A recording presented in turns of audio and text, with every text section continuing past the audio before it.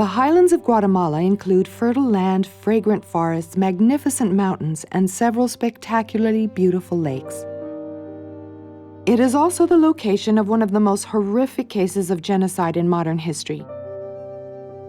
During the 36-year Guatemala Civil War, which ended in 1996, more than 200,000 people were slaughtered, the vast majority of them Maya. Tens of thousands of women were widowed, even more children were orphaned. All were in desperate need of food, clothing, and a means for survival. This documentary focuses on 7 small assistance programs designed to help Maya women and children in Highland Guatemala and the extraordinary people behind these programs.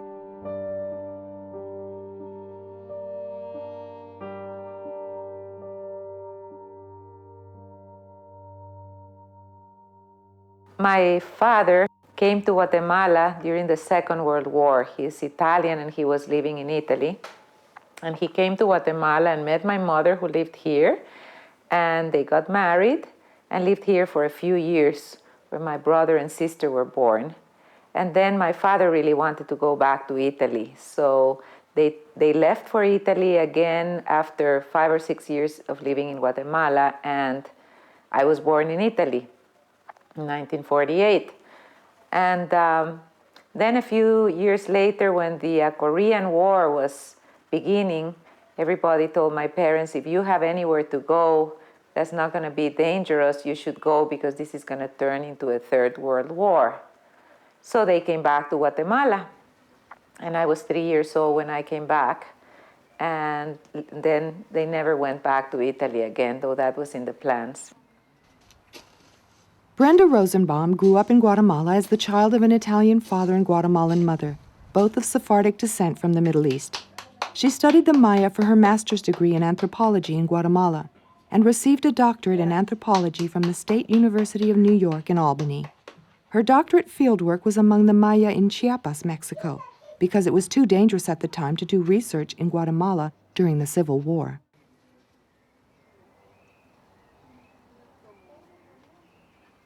Her 1993 book, titled With Our Heads Bowed, The Dynamics of Gender in a Maya Community, shows her love and admiration for Maya women. In 1989, Brenda took her empathy, anthropological training, and personal resources, and together with her husband Fred Rosenbaum founded Mayan Hands, a fair trade export organization benefiting Maya women and their families in Guatemala.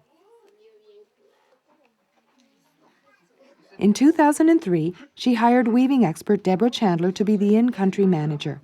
Deborah also had experience as a business owner and Peace Corps volunteer.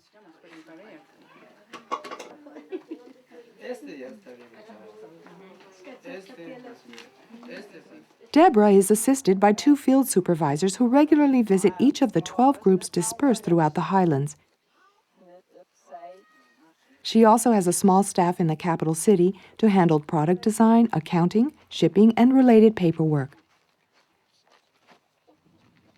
We work with a dozen groups of women, so we have constant contact with all of the women, and that's very important and has everything to do with why we're as successful as we are. It also is necessary because our quality is very high. We're very demanding on quality, and so that takes constant attention to detail. Our main flow is that at this end, we buy the yarn, deliver it to the women, tell them what we want them to make, they produce the goods, we receive the goods, get them ready for export, ship them up to the United States where they are distributed to the fair trade network of stores. And a lot of individuals who are selling in churches and their local clubs of various kinds. For most of its now 20 years of operation, Mayan Hands sold primarily through sales in churches and artisan fairs in the United States.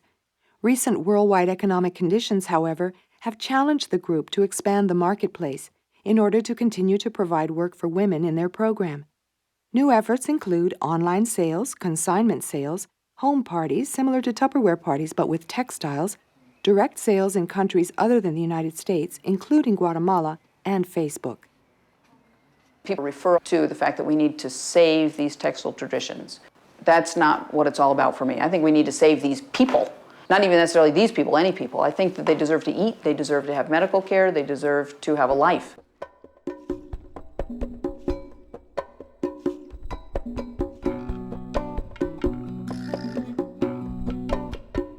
In San Francisco, I was a social worker. I have a master's in social work, and I became a weaver. I did a lot of weaving of tapestries for the wall, and started to travel to Mexico and Oaxaca, and was always a little bit afraid of coming to Guatemala. And in 1987, I did travel to Guatemala for the first time and kind of fell in love with the indigenous culture here. At first, it was just buying from families that I met and taking a lot of photographs and bringing them back to them over the years, and doing fairs and flea markets in the States. Then eventually I began working with groups of weavers, first in San Juan in the late 80s. And then in 1994, Martha Lynn came to visit me in San Francisco, asking me if I would work with some groups that she had met while in school in Shela. So I got more involved in working with groups. The organization Jane Mintz founded was originally called Maya Traditions. It is now a Guatemalan nonprofit called Fundación Tradiciones Mayas. The nonprofit focuses on small weaving groups and family businesses and strives to provide a consistent income to group members. Health education, herbal medicine training, and donor-sponsored scholarships are part of the program. Scholarship recipients are required to give back through community service projects. About 100 women make up 6 groups. 4 do backstrap weaving, 1 fine crochet, and 1 basketry. Tradiciones Mayas encourages the women to use new color combinations to reach a wider market, while preserving the best of each group's traditional weaving styles. A dozen staff members support the organization, both in the participating communities and in Panajachel, Guatemala. What we're trying to do is we're trying to preserve high-quality weaving, as well as help people make a living. And so, as a concept, we're not selling mostly things like huipiles, or traditional blouses, things that have meaning in Guatemalan context. The concept of what we're trying to do could be illustrated by this jacket. For example, you have a piece of traditional weaving. I believe this weaving is from the Nabaj area. And you put it into a modern context, something that modern folks in the States or Europe would appreciate and consume.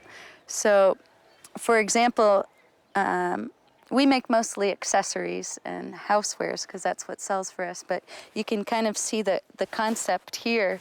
This is a traditional backstrap weaving. This is machine embroidery, and the design is modern. We're trying to kind of bridge both worlds. We don't particularly follow the fashion world because it's a bit too fickle for the time that it takes to design with the weavers here and incorporate traditional weaving elements. What we do is we try to build on the weaving tradition from each community. So for example, the weavers that make this piece, this would be the traditional weaving from their community. We wouldn't ask them to do a weaving style that is not their tradition. So we're trying to build on the best of what each community does. When Martha came and spoke with me about working with these particular groups, and I said, yeah, I'm very interested, because it really was my interest in terms of working with groups of women. And she said, I'm going to travel for a year and then I'm going to come back and volunteer with you. And when she came back to volunteer, we developed the dolls, Maya dolls, as a new project which would involve all of the groups of women, and that they would weave their own traje, their own outfits for dolls. And that one summer we just spent on the development of these 4 different dolls with different indigenous dress. First we had weavers weave the cloth, and It's a very involved process. Then the women do the hair on the dolls, and they braid them, and all of that was experimentation for a couple of months in the summer, and then we presented them at the San Francisco Gift Show, and Hearthsong catalog began by ordering a large quantity of dolls, and then they ordered another large amount, and we were not at all prepared to produce, so we started our workshop, and we rented a place in town, and we started with a small group of young women from the villages, those who didn't have families that they had to go take care of, to come and stay and work on, just do the parts of like the doll, the hair of the doll, the embroidery, the drawing of the faces, and all the different parts.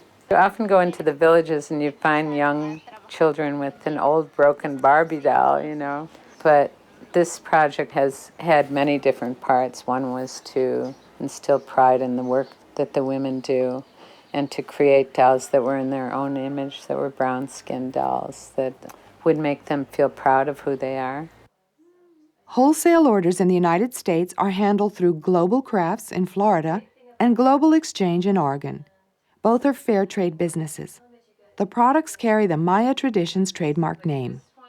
Just on the sides. I like that. For runner, for like, and really nice. It's really nice for like Fundación Tradiciones Mayas and Mayan Hands have worked together for several years to provide educational, health, leadership, and artisan development training for their groups.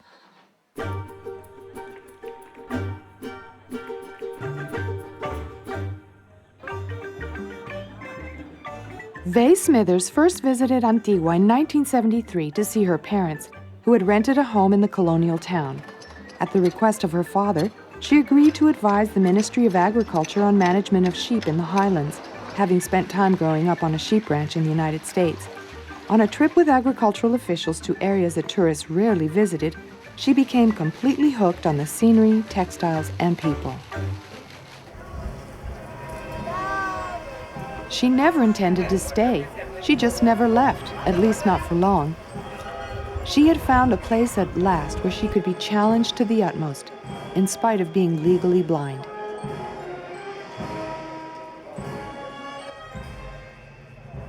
Colibri means hummingbird, a bird whose iridescent feathers have all the colors of the rainbow. Vay picked the name for her store because of the ethnographic importance of hummingbirds to the Maya, and because Maya textiles also have all the colors of the rainbow. She started Colibri in 1983 in response to the desperate needs of 30 women she knew in Patsun who had been widowed during the Civil War. The women came to her to sell their ragged huipiles or blouses in order to buy food for their families. Vay could see that within a short time the women would be out of both food and huipiles, and she would be out of money. She came up with a better solution. She bought them food and thread and got them to weave placemats and napkins on their backstrap looms, a new innovation at the time. Meanwhile, she rented a store in Antigua and called it Colibri. Vay never had any business or retail experience. Her early employees also lacked the basics. They all learned on the run. Vay's goal was to give the weavers steady work and help maintain traditional backstrap designs. 27 years later, Colibri has grown to work with 500 indigenous weavers between the ages of 14 and 85 in 25 communities. Vay takes no salary for her work managing the production and sales business and feels lucky when it breaks even. Her 8 employees are extremely loyal. Many have been with her for years.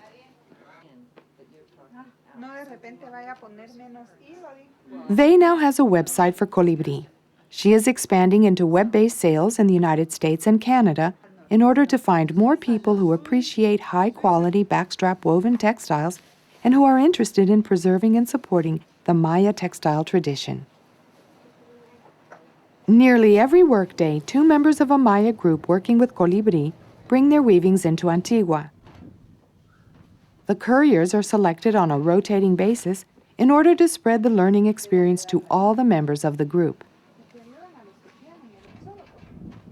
The textiles they deliver undergo rigorous quality control. They are checked for size, weight, and overall excellence. The Colibri staff prepares bundles of thread for their next weaving project.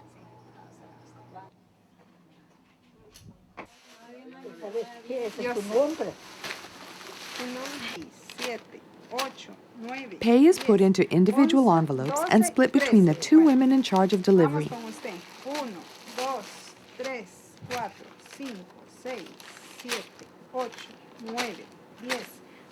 After they are given return bus fare, the women head out for the long trip back to their community.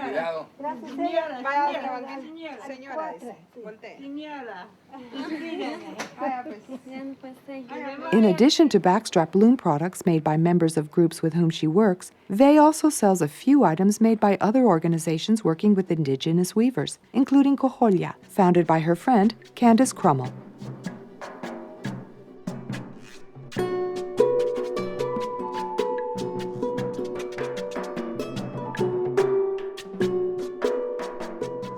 Alida Perez owns a small museum and several stores in Antigua. Alida has worked since childhood weaving and selling textiles. As a young Maya woman, she developed a lucrative business selling prized older textiles to foreign collectors. Now she's a collector herself and heads up a large weavers guild.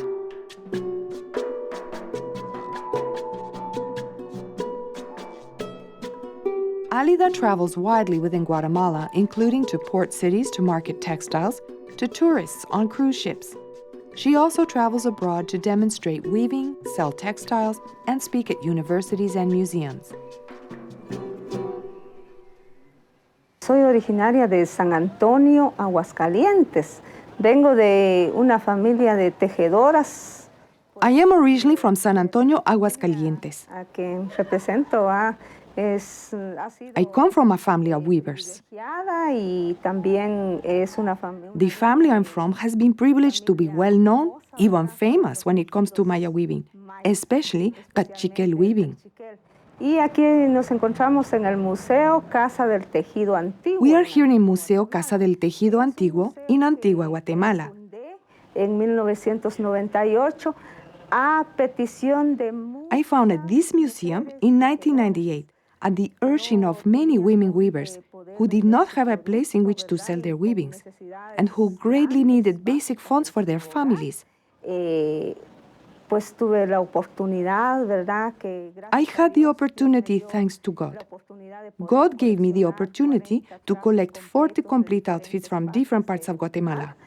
Y a raíz de eso, pues, based on this, I decided to open this museum.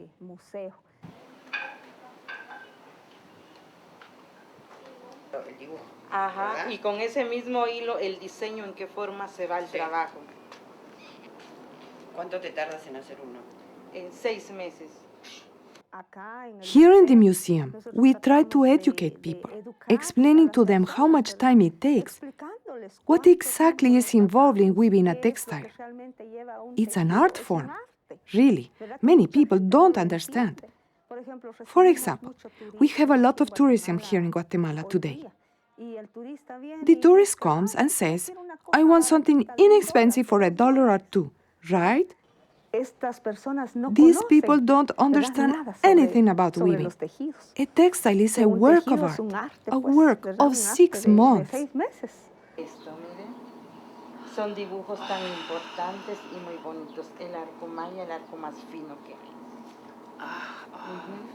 Eso es lo que se ha querido hacer actualmente, ¿verdad? Que estamos apoyando a casi 3,000 mujeres artesanas, mujeres tejedoras.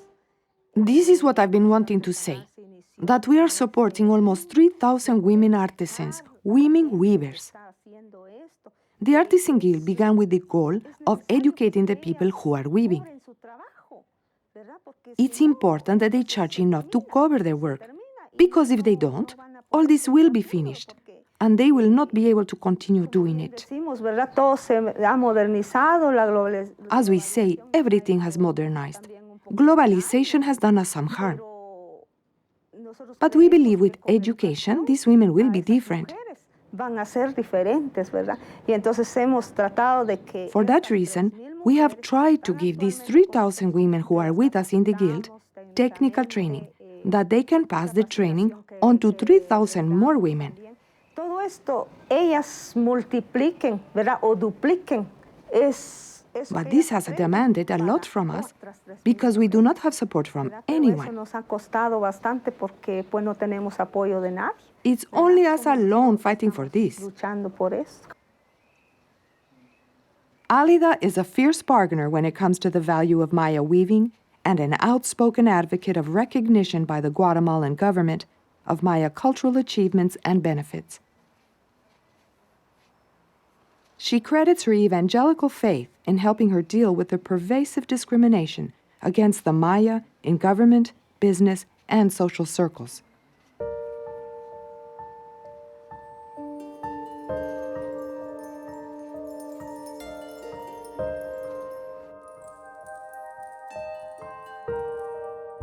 Candace Crummell was working in Washington, D.C. in the late 1970s when she became disenchanted with the slow pace of change through the legislative process. She headed west to Oregon, cashed her last income tax refund check, and pointed her yellow Volkswagen south in a quest to find a place where she could make a difference in the world. She got as far as Santiago Atitlan in Guatemala, and she knew she'd found the place. She loved the natural beauty of the lakeside setting, the simplicity of the traditional culture, and the splendor of the hand-woven textiles. She returned to the U.S., sold everything she owned, and settled in Santiago Atitlan with her young son. I got interested in the weaving because as I'd go to the market and stand there in front of the booths that sold thread, I was captivated by the colors. And they were so beautiful, and I kept thinking, what could I do with that? It was like looking at a paint palette. And it wasn't until I actually went back to the States some years later that I was taking some things back to sell. Almost every one of us who's moved down here also always thinks, well, I'm going to take things back from Guatemala and sell them in the United States. And so I had that in mind, and some weavings didn't arrive that were supposed to arrive. So I decided, well, why don't I try to see if I could design some textiles myself? And I did 2 or 3 pieces. And when I took them to the United States, I took them back to Washington, D.C. And a woman who had an interior design showroom there was fascinated with them and said, if you could bring me a collection, I could probably sell these for you, and we could do an interior design project together. And that was really the beginning, was her faith that what we could weave here could possibly have a market in the United States in the interior design market. So I started with weavings at 18 inches wide. That's what the women were doing at the time. But of course, in interior design, they're used to 54 or 60 inches wide. And so I had to push the women to weave 27 inches wide. And that was quite a challenge for them, even though in the old days, the ancient days really, they used to weave wide like that, but gradually they weave narrower and narrower pieces. So it was a stretch for them to go back to 27 inches. The width of the fabric is determined by how long a woman's arm is when she puts the batten into the weaving and pulls it down. And these are small people, and their arms probably aren't any longer than this, so they couldn't weave any wider than 27 inches. That was the maximum. But with that, we were able then to actually go into the interior design market in a matter of 3 months' time from when I met the women in Washington to when I went back up. I had somehow created 53 or so new textiles based on the traditional designs, but with new colorations and new ways of combining the patterns. And she was thrilled with the collection, and we began a little pillow business. And that's how we started the Coopla Association. Just up from the town's dock is the Cojolla Building and Museum with a small staff and occasional volunteers. Cojolla supports 15 full-time weavers, most of whom are widows from the Civil War, and up to 50 part-time weavers when product demand is high. Counting all aspects of work, including warping the loom, knotting the fringe, sewing, and making clay buttons, about 60 local families benefit from Cojolla. To this day, the way it works is any woman in Santiago Atitlan can come to the Coopla Association and say she'd like to weave. And we inquire as to her skill level and what kinds of weaves that she likes to do. And then she picks out what she'd like to weave. We warp the pieces here so that we can control the quality. We want to make sure that we have the same density of fabric, that is, the same number of threads per inch going across the warp. So we do that here, and then we give her the threads and the loom, and she has a sample of what she's weaving, and she takes it home and weaves it. And some women will dedicate themselves entirely to the weaving and work 8 hours, and some women will weave a little bit here and a little bit there and bring it back in a month. So that's how we do it. Women do not have to weave the same piece over and over again. They can choose amongst all the range of textiles that we produce, so that she doesn't have to get bored with just weaving one thing. She can choose this time to weave something else. All the cotton threads are purchased in a local co-op near Shela, and they have been supported by the Swedish government and been producing threads that are also free, which is a kind of a chemical, that's the Spanish name for it, a kind of a chemical that is carcinogenic in the dyes. So they have had to remove those in order to be able to export to the European common market, thank goodness. So now all of us are getting also free threads to work with. The rest of our threads we import from all over the world. We work with Italian superfine merino wool that actually comes from New Zealand before it goes to Italy. We work with Spanish kid mohair. We worked with polyamide ribbons from Italy and rayon threads from England and other threads from other places in the world wherever we can find them. The way that we pay them is we have our maestra, who is an excellent weaver, and she weaves faster than most people. We have her weave everything that's a new design, so we know how long it takes. And then I have another woman weave it who's a less skilled weaver to see how long it takes that woman. And we average that out and figure out what it takes the average weaver to weave that particular piece. And then we see how many hours are in it, and that's how we know how many days to pay the woman for her work. So that's how we do it. And it's based on the minimum wage in the country. But if a woman is a really skilled weaver, she earns more than the minimum wage. Our goal is to give the women an economic incentive to keep on weaving. And if they can't earn a wage that's competitive with a bilingual secretary or a school teacher, and by the way, our weavers make much more than the school teachers, I'm sad to say in a way, because that shows you the value of education in this country. But the women definitely have a viable career option here, and all the women across the board make more money than their husbands do. Soy una mujer maya cachiquel. Maria Concepcion Cook Hiatz is a Cachiquel Maya from Sololá. Born in the mid-1960s, most of her life in Guatemala was spent during the 36-year Civil War. Her father was a farmer and a bricklayer. Maria, the youngest of 7, finished primary school and went on to put herself through secondary school and study part-time at a university. Maria moved to the United States in 2003 to join her husband, Felipe Gonzalez. She brought along her 2 teenage daughters from her first marriage. Maria and Felipe met in Guatemala while working in community development. After moving to the state of Washington, the pair welcomed a son, Ángel Felipe.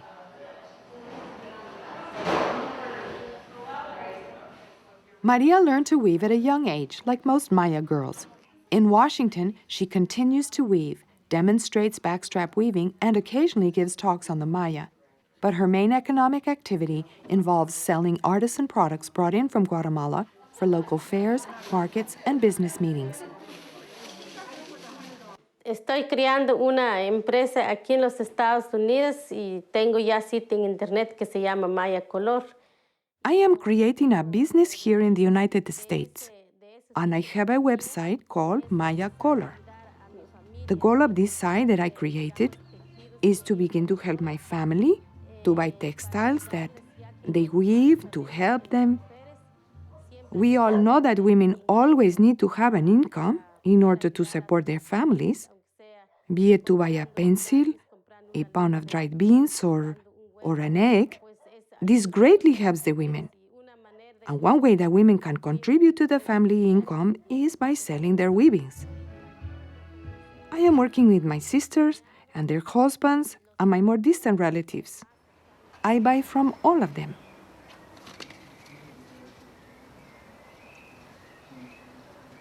There are 2 ways I buy their textiles. One is that I buy new textiles that they weave on the traditional backstrap loom. The other way that I help them is by buying their old hand-woven garments, blouses, utility cloths, and skirts. I create leather purses, decorated with pieces of used textiles. Maria also sells products made by more distant relatives and contacts in Highland Guatemala. These include beaders in Santiago Atitlan, who make jewelry and purses on order from Maya color. Felipe Gonzalez is a second-generation Mexican-American who worked in Guatemala for 16 years among the rural Maya. He now works as a grant supervisor for the Kalispel tribe of Indians of Washington. Maria and Felipe run several internet-based for-profit businesses. Felipe started Moonflower Enterprises in 1986 while working in Guatemala. More recently, they have added Maya Color. Both websites sell artisan products made by their friends and extended family in Guatemala. A third business is called Maya Earth Coffee and imports organic shade-grown coffee beans. All three businesses are fair trade. What started as a way to help friends and family has expanded to touch the lives of more than 40 families from 4 different ethnic groups. Products include textiles, jewelry, musical instruments, CDs, and home accessories, which they market between the demands of raising Ángel.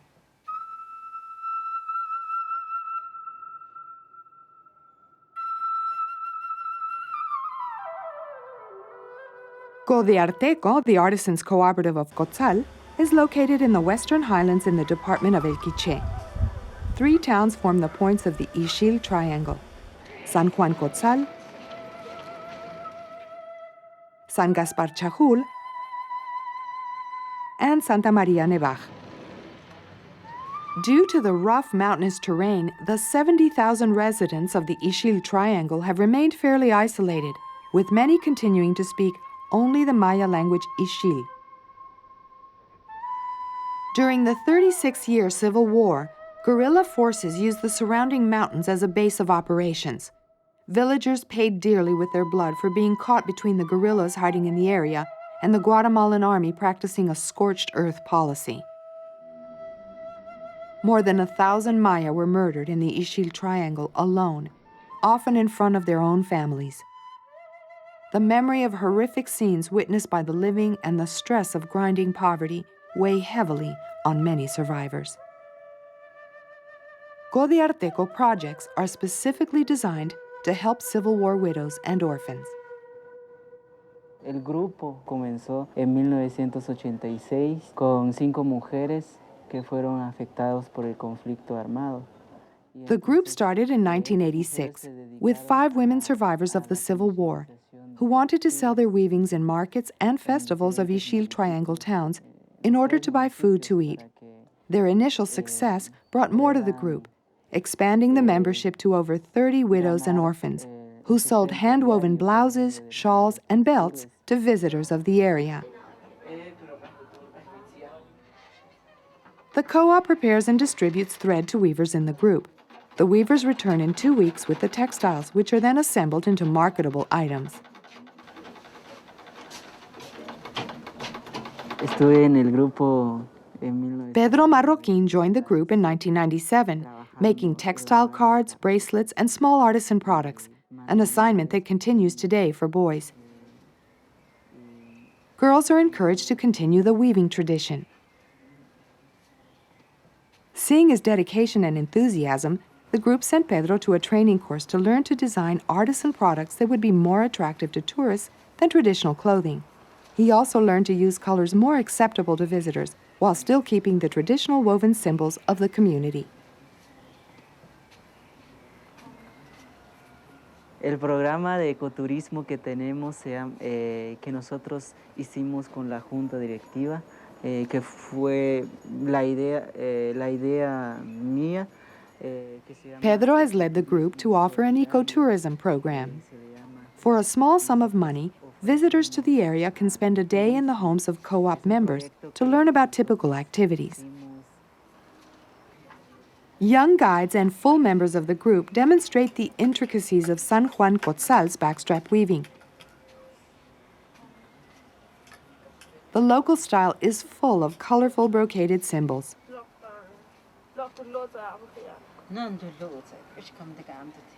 Young girls in the group act as tour guides and translators between Ixil and Spanish.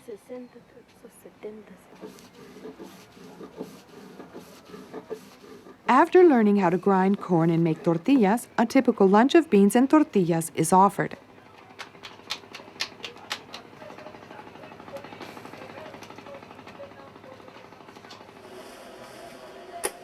Regular household chores include picking the dried kernels of corn from the cobs, a useful activity on a hot afternoon.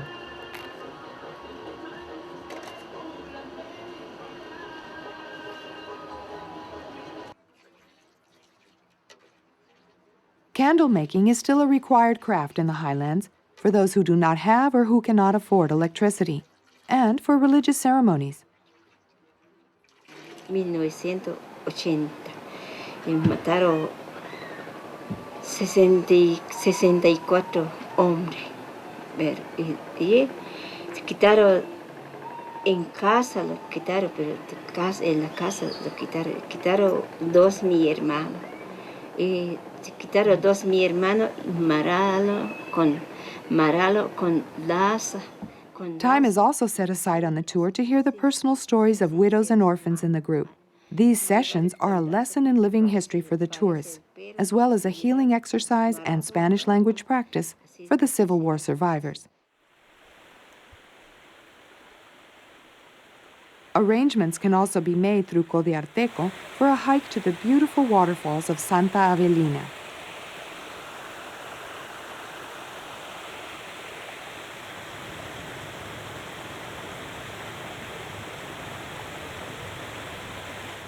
These 7 programs are a few of the many small assistance programs in Highland Guatemala that are designed to help Maya women and children. They empower women by providing a source of steady income on which life can be sustained and children's school fees can be paid. Efforts put into these programs have broad-reaching and multi-generational effects. The Maya women in these programs are entering a broader world by participating in group discussions and decisions. I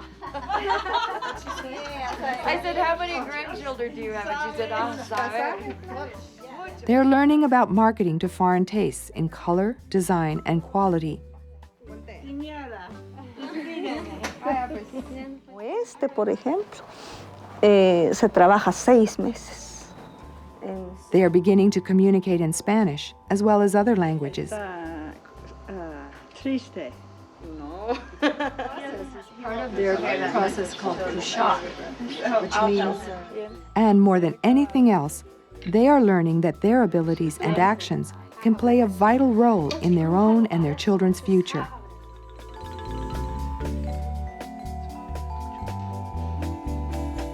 They are learning that they matter as human beings.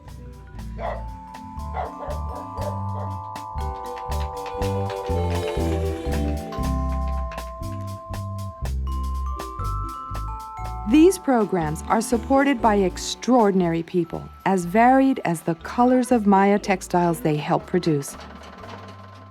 Brenda Rosenbaum, offspring of immigrants to Guatemala, earned a PhD in anthropology and has dedicated decades of her life to Mayan hands and other organizations helping Maya women. Deborah Chandler, former business owner and Peace Corps volunteer and a weaving expert, manages Mayan hands in Guatemala 24/7 with creative ideas, tenacity, and endless miles of mountain driving to distant groups. Jane Mintz, former social worker and weaver, founded Maya Traditions, supported development of social welfare and income-generating projects, and continued to guide the newly established Fundación Tradiciones Mayas as a fledgling Guatemalan nonprofit. Martha Lind, weaver, traveler, and student of indigenous cultures, joined Jane Mintz for a decade at Maya Traditions and helped in the transition to establish the Fundación Tradiciones Mayas. Vay Smithers, owner of Colibri, accepted the urgent challenge to find an outlet for the weavings of desperate Civil War widows and found in the process her own design capabilities and business acumen to run the company for the benefit of others. Alida Perez, owner of a textile museum and several stores, and leader of a large artisans guild, has become an outspoken advocate for national recognition and protection of the Maya weaving tradition. Candace Crummell, founder of Coopla Association, went looking for a peaceful place on the planet where she could make a difference and raise her son. She found along the way her own talents in product design and international marketing while helping to support local weavers. Maria Cook and Felipe González, both former community developers in Guatemala, now run stateside internet businesses selling Maya weavings, artisan products, and coffee while educating their customers on the Maya.